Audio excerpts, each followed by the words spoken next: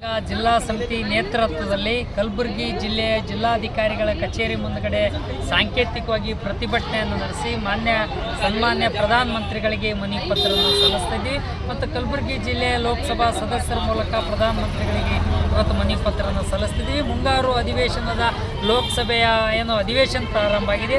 ಆ ಅಧಿವೇಶನದಲ್ಲಿ ರೈತರ ಒಕ್ಕಲ್ತನ ಬಗ್ಗೆ ಚರ್ಚೆ ನಡೀಬೇಕು. ಆ ಮುಂಗಾರು ಅಧಿವೇಶನದಲ್ಲಿ ರೈತರ ತೊಗರಿಯ ನಾಡಿರ್ತಕ್ಕಂಥ ತೊಗರಿಯ ನಾಡಿನಲ್ಲಿ ತೊಗರಿ ಬೆಳೆಗಾರರ ಬಗ್ಗೆ ಚರ್ಚೆ ನಡೀಬೇಕು. ಹೊರದೇಶದಿಂದ ಮೊಜಾಂಬಿಕ್, ಕೀನ್ಯಾ, ಬರ್ಮಾ ದೇಶಗಳಿಂದ, ತಾಂಜಾನಿಯಾ, ಮಾಲ್ವಾ ದೇಶಗಳಿಂದ ಇವತ್ತು ಹಂದಿತಿಲ್ಲದಂಥ ತೊಗರಿ ಏಪ್ರಿಲ್ ಮೇ 2 ತಿಂಗಳಲ್ಲಿ ಇವತ್ತು 2 ಲಕ್ಷ ಮೆಟ್ರಿಕ್ ಟನ್ನನ್ನು ಇಂಪೋರ್ಟ್ ಮಾಡಿಕೊಂಡಿದ್ದಾರೆ. ಮಾರುಕಟ್ಟೆಯನ್ನು ಸತ್ಯಾನಾಶ ಆಗಿದೆ, ಬರ್ಬಾದಾಗೋಗಿದೆ. ಮಾರುಕಟ್ಟೆಯಲ್ಲಿ MSP ಇಲ್ಲ. ಇವತ್ತು ಅದರ ಬಗ್ಗೆ ಚರ್ಚೆ ನಡೀಬೇಕಂತಕ್ಕಂಥ ಮಾತನ್ನು ಒತ್ತಾಯ ಮಾಡ್ತಾ ಇದ್ದೀವಿ. A2 + 50% ಇವತ್ತು MSPಯನ್ನು ಘೋಷಣೆ ಮಾಡಿ ರೈತರಿಗೆ ದ್ರೋಹ ಬಗ್ಗಿರ್ತಕ್ಕಂಥ ಕೇಂದ್ರದ ಮೋದಿ ಸರ್ಕಾರ ಡಾಕ್ಟರ್ MS ಸ್ವಾಮಿನಾಥನ್ ಆಯೋಗದ ವರದಿಯ ಶಿಫಾರಸಿನ ಪ್ರಕಾರ C2 + 50% ಸೇರಿಸಿ ಮಿನಿಮಮ್ ಸಪೋರ್ಟ್ ಪ್ರೈಸ್ MSPಯನ್ನು ಘೋಷಣೆ ಮಾಡಬೇಕು. MSP ಬಗ್ಗೆ ಇವತ್ತು ಅಧಿವೇಶನದಲ್ಲಿ ಮುಂಗಾರು ಅಧಿವೇಶನದಲ್ಲಿ ಚರ್ಚೆ ನಡೀಬೇಕು ಅಂತಕ್ಕಂಥ ಮಾತನ್ನು ಒತ್ತಾಯ ಮಾಡ್ತಿದ್ವಿ.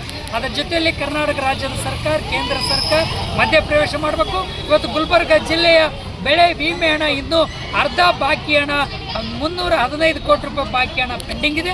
ತಕ್ಷಣವೇ ರೈತರಿಗೆ ಸದಿ ಕಳೆಯೋದಕ್ಕೆ, ಎಣ್ಣೆ ಹೊಡೆಯೋದಕ್ಕೆ ಆ ಲಾಗೋಡಿಗೆ ಅನ್ವಯ ಆಗಬೇಕು ಅಂತಕ್ಕಂಥ ದೃಷ್ಟಿಕೋನದಿಂದ ತಕ್ಷಣವೇ ಉಳಿದಿರ್ತಕ್ಕಂಥ ಬಾಕಿ ಹಣ ಬಿಡುಗಡೆ ಮಾಡಬೇಕು, ವಿಮೆ ಹಣ ಅಂತಕ್ಕಂಥ ಮಾತನ್ನು ಆಗ್ರಹ ಮಾಡ್ತದೆ KPRS. ಅದ್ರ ಜೊತೆಯಲ್ಲಿ ಕಬ್ಬಿನ ಬಾಕಿ ಹಣ ಪೆಂಡಿಂಗ್ ಇಟ್ಟಿದೆ.